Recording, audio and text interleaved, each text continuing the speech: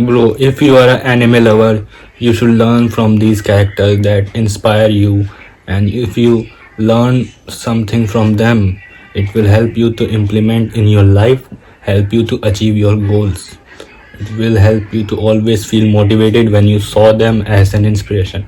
Bro, not just see them like you want to be like him, you want to achieve body like him, you want to be look like him. Bro, you should learn something from their mindset.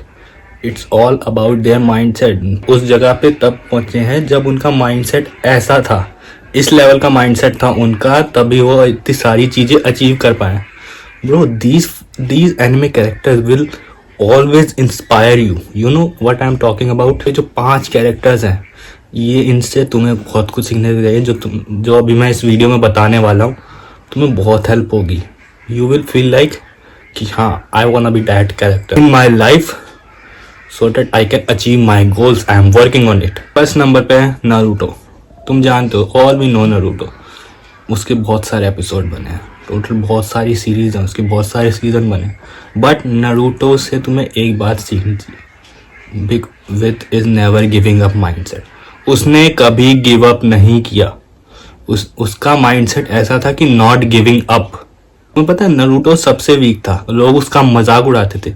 यहाँ तक कि Sasuke को ज़्यादा tension मिलती थी Naruto से. I know Sasuke के अंदर थोड़ा ईगो टाइप वो है ना, ऑरा टाइप है. बट यू नो नारुतो से भी तुम्हें सीखना चाहिए बहुत कुछ. बिकॉज भले वो वीक था, भले लोग उसका मजाक उड़ाते थे, बट उसने एक चीज़ नहीं छोड़ी.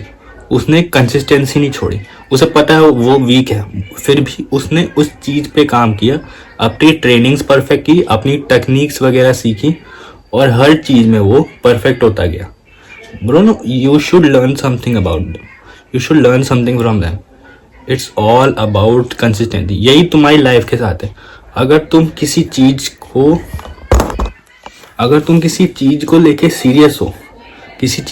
सीरियस हो, तो उसमें कंसिस्टेंसी तुम्हें बनानी पड़ेगी, भले रिजल्ट्स मिले या ना मिले. विनर्स वो नहीं होते जो स्ट्रांग है. विनर्स वो होते हैं जो कभी भी गिव अप नहीं करते. As a man, you have that ego type word in your present that you have to implement in your life.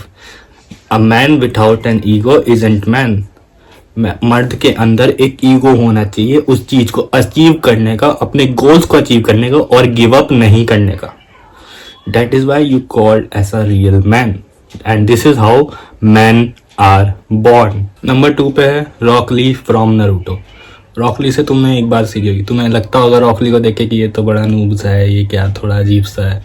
But you know, when you saw that episode when he take out all his leg socks with weighted leg socks, you know how much weight he carry for his training.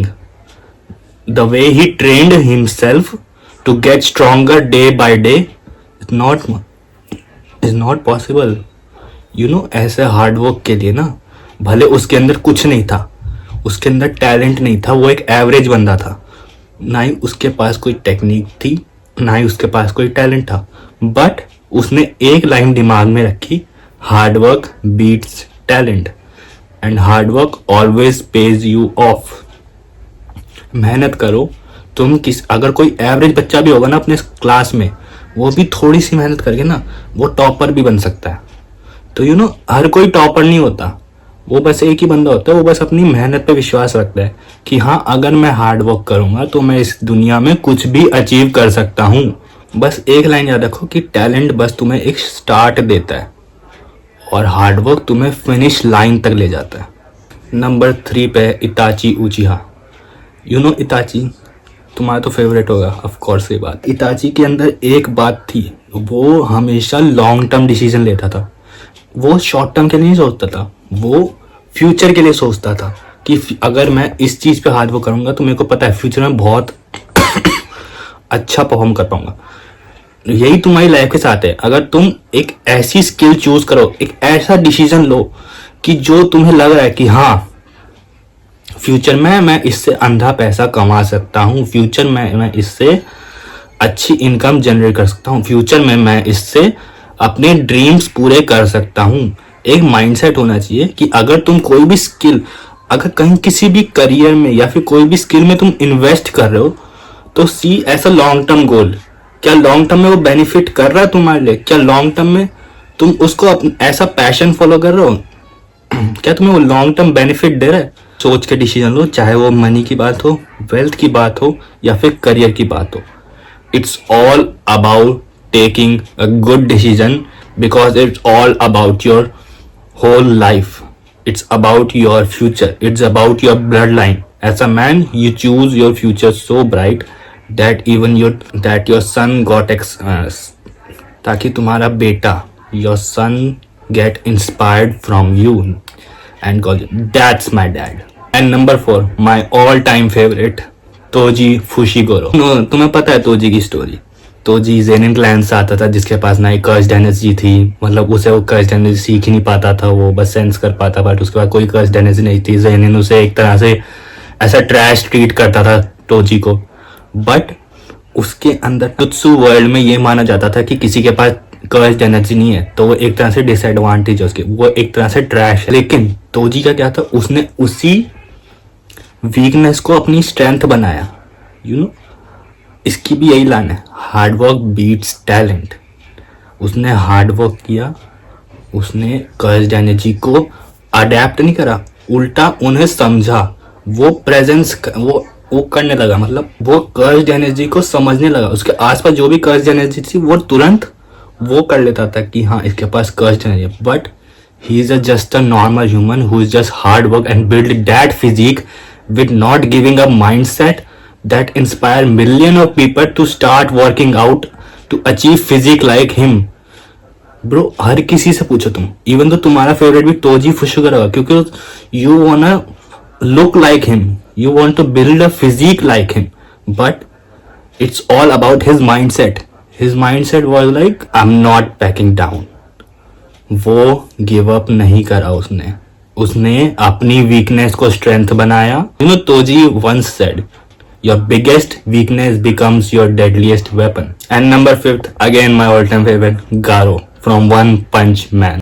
गारो का childhood हमेशा ऐसी रहा है, बुली करते थे लोग उसे, week समझते थे, हमेशा उसे टॉर्चर एक तरह से वो करा गया, परेशान करा गया, जिस तरह से उसे मॉन्स्टर बनने पे मजबूर होना पड़ा।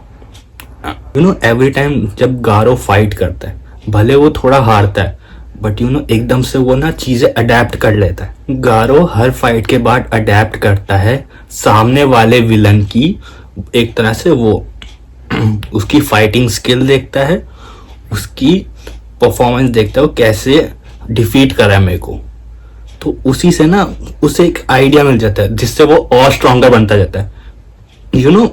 You should learn something from your villains, from your enemies, from your haters.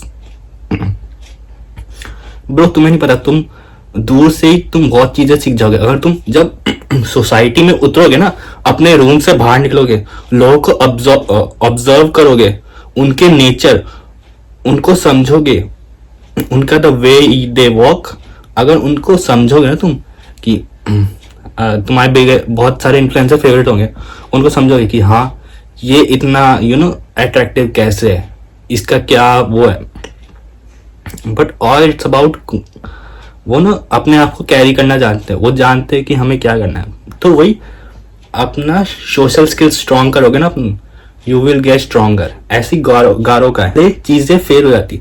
मान लो अगर तुम किसी स्किल में काम कर रहे हो बट वो एक तरह से फेल हो गई, तुम उसमें रिजल्ट्स नहीं आ रहे, तुम क्या करोगे, एनालाइज करोगे, चीजें समझोगे, मिस्टेक्स समझोगे, अपनी मिस्टेक्स को रिपीट नहीं करोगे, then you start getting results. गारो का भी सेम है, भले वो फाइट में हार गया बट ही विल लर्न, उसने समझा कि व्हाट्स हिज फाइटिंग स्टाइल, वो अपने एनिमी के फाइटिंग स्टाइल को समझा, तब जाके उसने डिफीट करा अपने एनिमी को। तुम्हारे लाइफ में भी यही रोल अप्लाई करो, तुम फेल हुआ एनालाइज करो, इंप्रूव करो, दोबारा ट्राई करो। Losers fail once, winners always evolve after every failure they get in their life. आज की टॉपिक तुम्हारा यही था कि नॉट जस्ट उन कैरेक्टर से इंस्पायर मत हो, उनका माइंडसेट कॉपी करो, और अपनी लाइफ में डालो, अपने लाइफ में अपने गोल्स के लिए डालो, अपने गोल्स अचीव करने के लिए डालो. So all about this video. If you love that video, subscribe to my channel for more content like this. Goodbye and take action.